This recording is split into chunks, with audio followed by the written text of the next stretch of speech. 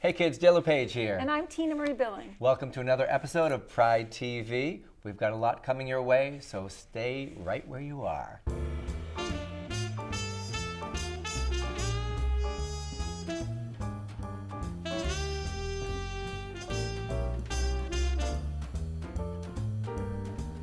Come in, sit back, relax. We've got your Pride TV.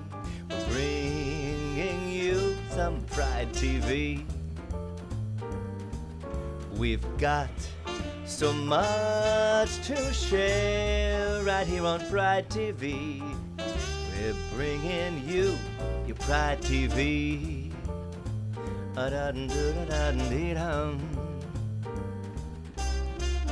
And now, Pride TV with LePage.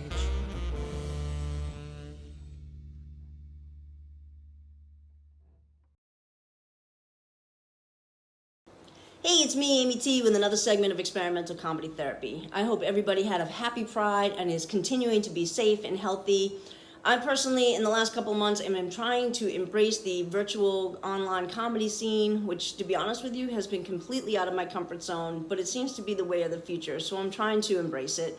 And recently, I did a behind-the-scenes interview with one of my favorite comedy clubs, Curly's Comedy Club, up in Rochester, New Hampshire, with my dear friend Jay Grove, where we kind of went behind the scenes of the story of Amy T and what it takes to kind of make the comedian. So here's a look at that interview, and at the end we played a little bit of office trivia, which is one of my favorite shows, and Jay tried to stump me.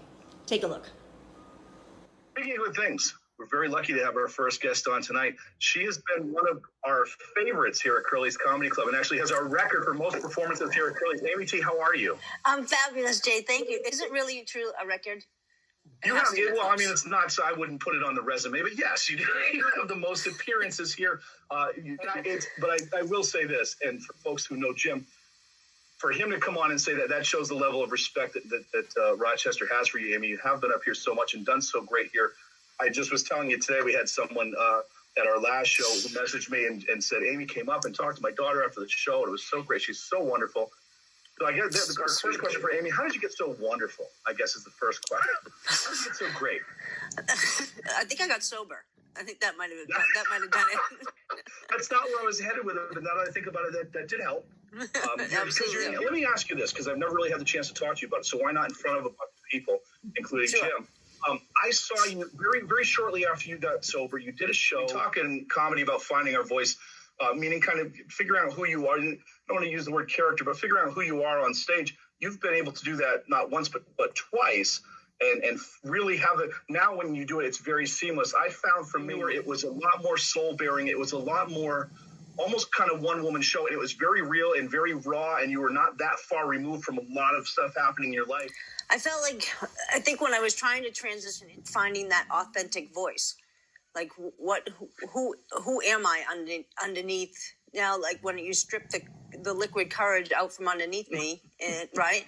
And I was definitely a different person. And now being sober, portray a character that I had created, 5 or 6 years prior to that anymore, because it wasn't who I was at the core. So I was really digging deep to find out what the voice was. And I could only talk about what was going on at the time. And that was having a diagnosis of mental illness and going through my sobriety, another breakup.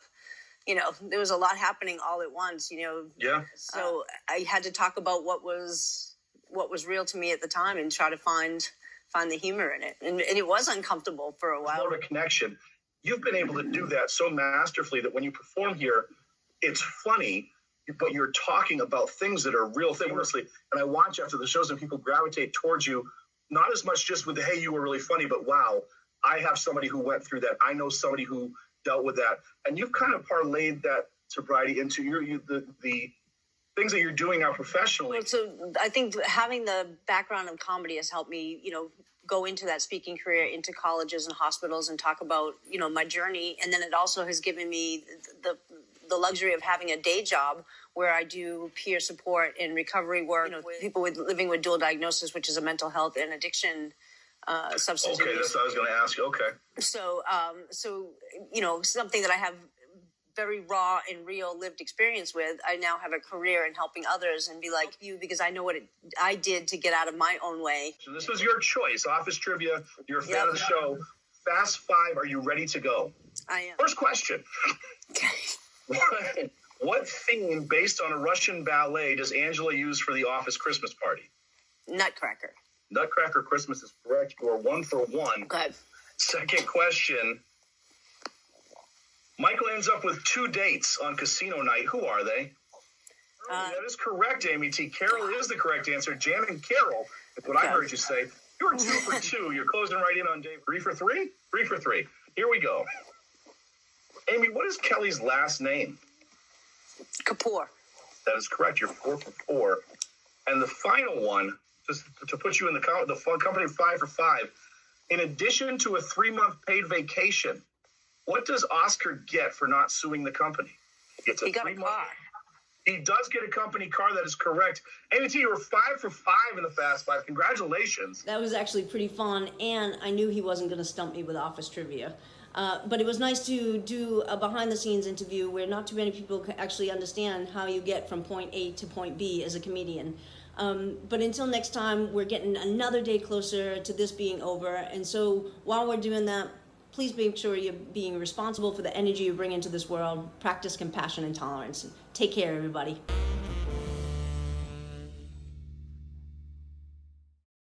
Pride TV is presented by Fallon Health and sponsored by Remax Vision, Bay State Savings Bank, Safe Homes, Paul Chasen Interior Design, Nuovo Restaurant, Dr. Frank P. Fetchner Plastic Surgery, Art Reach, Root and Press Cafe and Bookstore, Heard Strategy and Storytelling, Castanetti Realty Group, and Eastern Bank.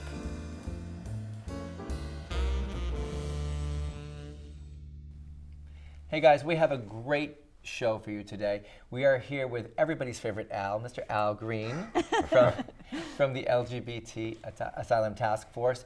And let's just jump right into it. If people have watched Pride TV before, you're no stranger to our show. So thank you for doing all you do with us. And let's just start from the very beginning. Let's introduce yourself and tell our viewers what your role is at the LGBT Asylum Task Force. Awesome. All Thank right. you so much for having me on Thanks again. for being here. So, like you said, my name is Al Green. I'm the Ministry Director of the LGBT Asylum Task Force. We are a ministry of the Haddon Park Congregational Church, UCC. We're based in Worcester, off of Hope Avenue. We provide housing, food, and connection to support services for LGBTQ people who are fleeing persecution in their home countries. All right. Fleeing persecution sounds actually, it's much more, it's devastating, it's deadly. When you say persecution, you mean these people are, their houses are burned down, they are beat up, some relatives and friends are harassed, killed, women are raped, All of that. all of that. All of that. I wanted to get that. Persecution, it doesn't have enough impact for me to let you, our viewers, know how important this is to me and to all of us. And you guys are doing you're doing life-saving work. That's what you're doing. Literally. You were And thank yes. saving lives. Yes, I mean, you're talking about a demographic, myself included, who've lived their entire lives in places that don't accept us, that think that there's something wrong with us. Right. Folks who've been pushed out of their houses, Right. Out of their communities, because their families don't want them, their communities don't want them, Right. have been forced to live in storm drains, have been correctively gang raped in Yep. the case of the women, Yep. Because they think that, okay, if a man has sex with them, Right. It's going to change that. exactly, which we all know is ludicrous. I was fortunate enough to go to a couple of your events at the Haddon Park Church, and we did speak to this woman whose father was the one who orchestrated for her to be collectively gang raped, because that just, like being gang raped would make her straight in their heads. and she wound up pregnant Yep. and with no place to live. Yes. Yeah. And I can't tell you how many stories there are of folks who've been in that situation. And I'm crying already. I mean, since you can't help but, right? Right. You're human. I mean, since 2008, we've helped over 300 people from more than 20 Right. countries. Right. Still in 2020, you're talking about 70 countries or so where it's illegal to be LGBTQ. In 70 countries, it's illegal to be LGBTQ. I don't know if our viewers were aware of that. That's a statistic that has stayed in my mind since I met you. In over 70, that's powerful. It's disgusting. It's bonkers to think of Bonkers, that. right. And I mean, and so these are folks who have been forced because society doesn't want them, right, to leave their countries. Some might have some familial support or friends who will support them, but all are leaving the country and a society that they know or at least kind of have an idea of how to navigate, even if it is definitely not the most ideal place for them to No, live. you have to live like undercover and not be yourself and just try to get by day to day, right? Right, and then they come here to the U.S. and They try to get here. It's not easy to get here, right? Well, yes. So the lucky few who are able to actually, the privileged few who are able to actually get to the U.S., right? Because to get a U.S. visa is not the easiest of things to do. Right. Right. And they're not coming here to steal anyone's jobs. They're No. coming here because they don't want to die. Exactly, literally. They don't want to die. Right. And so come here and enter into a system that sometimes will take up to 2 years before they can legally work to support themselves. Right. That's 2 years. I mean, I know that I don't have 2 years worth of savings. Most people don't. No. Right? And especially coming from countries where the wages that are earned are so much lower, it's less than here. Meager. Right. And then trying to survive for 2 years. And so what happens is most end up being homeless or end up living in domestic situations that aren't the most ideal for them, where they're taking advantage of Right. someone who is promising them a roof over their heads and food to eat. Right. And so that's where the church stepped in. And so we realized that, okay, well, here is this need that is out there, right? These are human beings who deserve more than going through those situations. Going through just to survive. Exactly. And so we commit that anyone that we take on to support will support them through the whole duration until they can legally work to support themselves. And you said that takes 2 years? It can take up to 2 years. Take On up to average, you're looking at probably 12 to 16 months, but it can take up to 2 years. And I'm sorry. No, please. How many people do you help at one time? Is it just you commit to one person and help them, and then So we're 24 to 28 people at any given time, wow, which is costly. yeah, Which is very costly. It is. Yeah, and you also, I think it's every week you have the dinners at the church. So we have it every month, every second Monday yeah. of the month at 6 p.m. at 6 Clover I've Street met in Worcester. some amazing people there with incredible stories. Very talented people too. Yes, I mean these are people who were professionals, right? Who were productive members of society. Yeah. But just because of who they are and who they love and Yeah. how they're born, Right. have had to leave everything. Everything, right. And come here and try to make life. To make a life, to survive. So let's just step back for a second. Somebody's seeking asylum. Do they contact you, or is there an in-between person who contacts the Hadron Park Church? And so it varies. It does, okay. Yeah, and so there are folks who will go online and Google and look for resources for themselves, and 9 out of 10 times we're the first group that pops up, okay. right? Because in terms of folks who are doing this kind of work at this comprehensive level, providing housing, food, connection to pro bono attorneys, getting folks signed up for health care, making sure that folks get connected to mental health support to deal with the trauma that they've experienced. We haven't come across any group in the U.S. that is doing this scale of work. That you're doing. Right, thank and you so for that. no, we don't have a choice. Right. Just- Yeah, right. Right. And so folks will go online and they'll look for resources and they'll get to us. Or if they're in the U.S., we'll actually pay for them to get to us because chances are they can't afford to get to us from California or Texas or Washington or wherever it is that they are. And so many folks will come to us that way. Some will come through word of mouth. right? And so someone who's received support from us in the past might know that their friend is in need of help, and will make that referral. And then we get referrals from healthcare providers and lawyers as well, right? So they'll have clients who they know are in need of help, and they have relationships with us and have referred folks to us in the past and will make referrals. In any of these cases, and please forgive my ignorance, but I'm trying to learn, in any of these cases of the people that you do rescue, do they ever get tried to stop from leaving their country? Do they have to like try to sneak out, or do they? Some have, yes. And so some have ended up having to cross the borders in neighboring in their countries, Neighboring countries. right, and then try to seek a flight out. It's very complex, and no two stories are the same, Right. no two journeys are the same. True. In terms of the dangers that individuals have had to face, Right. And as well as how it is that they get to us. Right. Any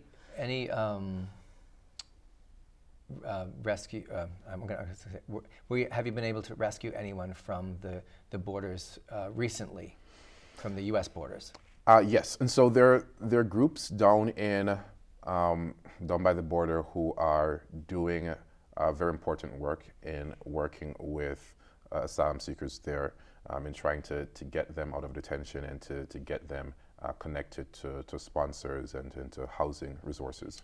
And so we've actually worked with a group down there, and they've sent us.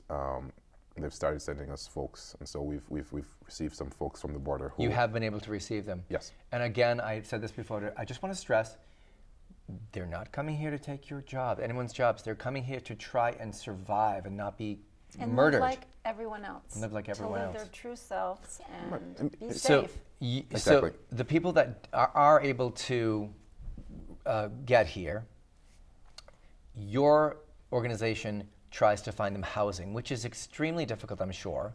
For sure. I mean, what we do actually right now is we rent a number of units in Worcester, and it's similar to senior living college style, right? So we'll have 3 or 4 bedroom Are you units. renting like out of 3 families or houses or motels or what rooms? Or? Triple deckers. Triple deckers, Yeah, okay. yeah. So we'll rent apartments, and we'll house asylum seekers in these apartments, which, as you might imagine, is costly. It's very costly.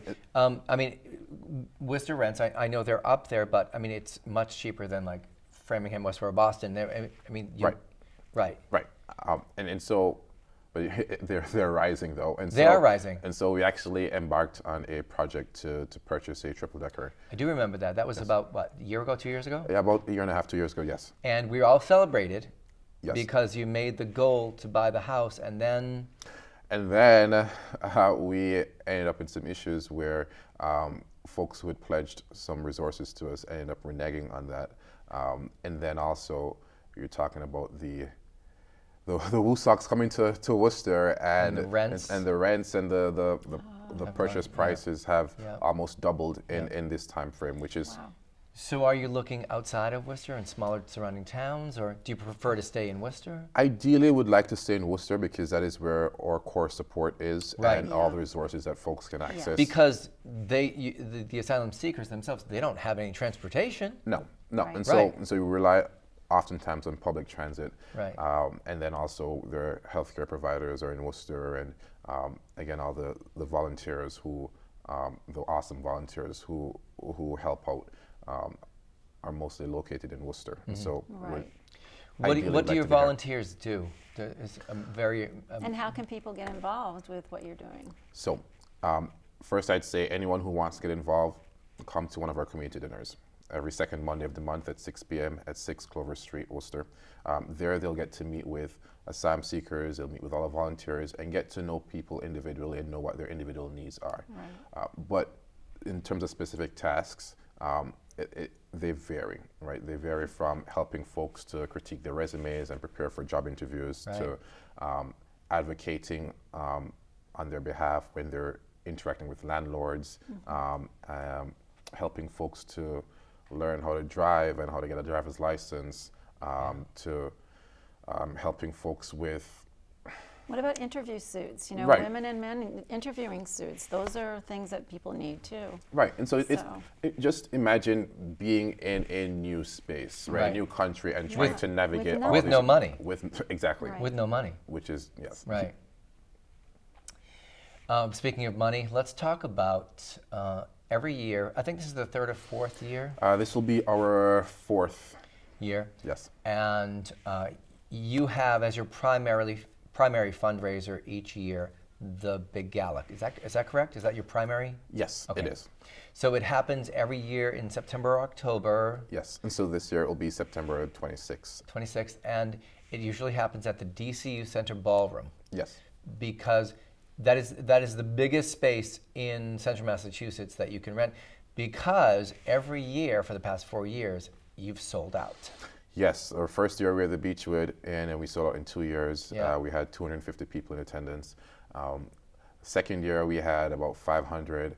Last year we had 550, and this year we're hoping to pass the 600 mark, 600 mark. That's which is wonderful. awesome. It's And this is your primary fundraiser, and all of this information about the fundraiser can be found on your website. lgbtasylum.org. Okay, it's that easy. lgbtasylum.org. Yes. And just purchase. You know what? Even if you can't make it to the front, because I've done this before. If you can't make it, you still buy a ticket. At least it goes to, you know what I mean? Right, Yeah. right. And if you're going to buy a ticket, just let us know, just so that we don't reserve a spot for right, you. right. Or just, you know what? or Don't just buy a make a ticket. Just donation. donate money. Exactly. Yeah, just give us some money so we can help to save lives. I mean, like there are many fundraisers, Right. but these ones are these people are saving lives. Yes. Like every day. I mean, literally, every penny that someone donates goes directly to housing and supporting asylum Right. seekers. I'm the only paid employee, Yep. and my salary comes through a grant. And so every private donation that we receive goes directly to paying for housing and food and providing support services for LGBTQ people. Yeah. It costs us $32,000 per month to do this work, It costs you $32,000 per month. to support, To 24 to 28 asylum seekers. All right. Which is not a small penny at No, all. no. And so the gala fundraiser, we raise about $100,000 to $150,000 there, Yeah. which really doesn't go that far Doesn't- when you that- consider You know what? It doesn't go that far when you really break it down to the Right. monthly Right. payment. But it helps a whole lot, and so we try Yes, every yes. year to make it even Yeah. more successful. Yeah. Do you work on getting corporate sponsors in any way? Yes, we do. And so we had a myriad of sponsors last year and sold ads in our program booklet. And every year we're trying to expand that. Increase Yeah. that. Right. Increase And so, that, yes. and so any entities that Yeah. are interested in supporting us can find all that information also on our website, lgbtasylum.org. Right. Well, I thank you for the work you do. I know it's incredibly difficult at times, and I can't imagine what you go through on a daily basis, but you're saving lives and you're doing what everybody should be doing. And you have a team. It's not just you. You do have some great people that work with you, so it's a Yes. team effort. Yes. It's a team effort. Is Pastor Judy still involved as much as she? She's stepped back a little bit after they hired me, but she's still very active. Yeah. I don't think she's capable of not being Right. being active, Active. especially when you're talking about such a core ministry. Right. Okay, so for everyone who's watching today, please just go to lgbtasylumtaskforce.org, and their mission is there. The donate button is there. Some of the great things they do are all posted there, and you know I'll have you. We have you on every year, and it's so important. I mean, I wish I could do more. I don't know what more I can do with everything that's going on with everyone. I wish we could just help so much more than we do, because you're one of the people that inspires so many. Thank you Go so to much. the site, Yeah. see the stories, reach deep into your heart, and just do what you can to help. No, thank you so much. I mean, you play a very important part in allowing folks like Get it us out to, there. to, Get it to out get the there. information Get out. it out there, And so right. definitely thank you for that. You're more than welcome. We're honored and blessed that you even are here. Thank you so much. All right. Before we leave for this segment, I just wanted to say one more time, the LGBT Asylum Gala is September 29th. 26th. 26th. Don't show up on the 29th because it's on the 26th. 26. Saturday at 5:30 p.m. Saturday, 5:30 p.m. The DCU Center in their ballroom. It's a formal affair. You have amazing entertainment from the asylum seekers, correct? Yes. And that's just such a beautiful, heartwarming thing. So thank you so much. Thank you. All right. We'll be back with more right after this.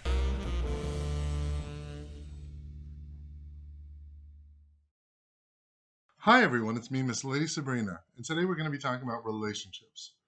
Problem and significant relationships affect our anxiety, depression more than any other factor in our life because our relationships and their successes define us. These are huge decisions. The heaviness of making the right one can be immobilizing. No one can either stay open to reconnecting, nor can they just step away to relieve themselves. Above all, they lose trust in themselves, staying in misery and just passing it back and forth between them. You know, we think we're supposed to have unconditional love for our partners and mistake this for having an unconditional relationship. Relationships have conditions. All relationship arrangements are negotiable. And there is usually aspects that for one or both partners that are non-negotiable. You know, it's not easy to choose to leave a relationship, and I don't have a prescription answer. Sometimes it's best, and other times it's not. And these both can depend. One thing I do understand is that if you make a decision, you make that your decision. Whichever you decide, you live in that decision with your best self. Look deep inside you, beyond all the fear and the guilt, and there you'll find the answer. Ask your higher self what is the best for everyone involved. Step back from the situation and see yourself and your partner from a distance. This intention and perspective can help you get a little clarity. One of the things that I do say is that every relationship that can be saved should be saved. So if this is a communication issue and you guys just can't get on the same page, contact a professional in your area and see what can be salvaged. Don't just throw the baby out with the bathwater. I hope this finds you well. Love and light. Lady Sabrina.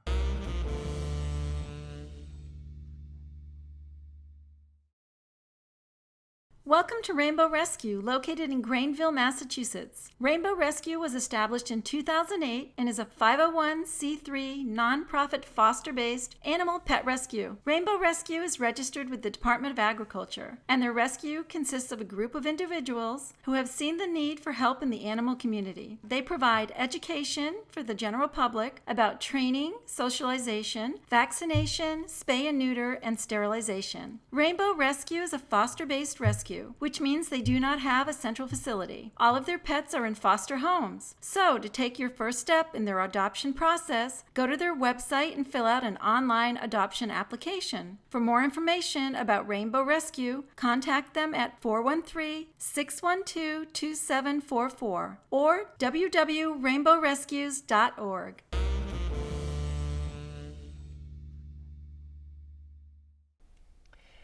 Thank you for watching Pride TV. We had a really, in my opinion, a very important episode.